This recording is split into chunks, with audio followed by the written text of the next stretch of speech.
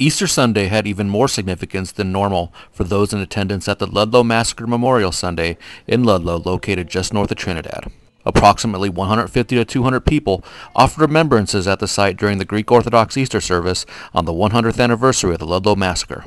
One of the key figures of that movement was Tcus, a Greek English-speaking worker who helped lead the mine workers and has emerged as a hero and focal point of the Greek Orthodox Passover service observed at Ludlow Sunday. The fact of the matter is that this is the 100th anniversary to the day when Tcus was killed. Tcus had come from the island of Crete. He had recently become an American citizen. He was about 27 years old, and he became interested in helping people organize themselves in regard to the unions in this part of the country. He was recognized as an automatic leader. He was a peacemaker, never polemic in any way, and he was trying to do whatever he could in order to help the immigrants. You know, people wondered why Tcus was the one that went over and tried to negotiate with the militia. He was one of the few people that could speak English.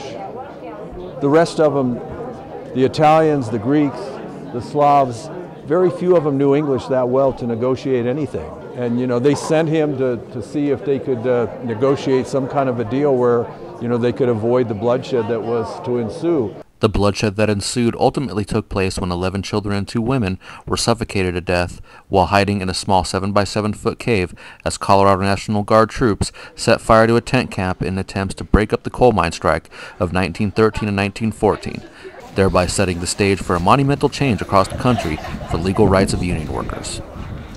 My dad always said this was a battle for human dignity, because at that time there was class separation, but there was also ethnic separation. That existed, and it existed amongst John D. Rockefeller. I mean, he made some very, very unkind comments about a lot of the people that worked in the mines out here and worked on the railroads. But it was a battle for human dignity.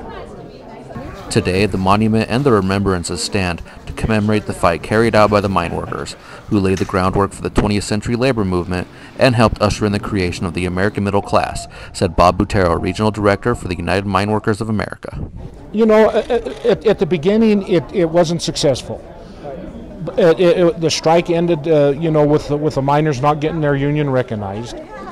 But what it and a series of other events led to the passage of the National Labor Relations Act and the Wagner Act.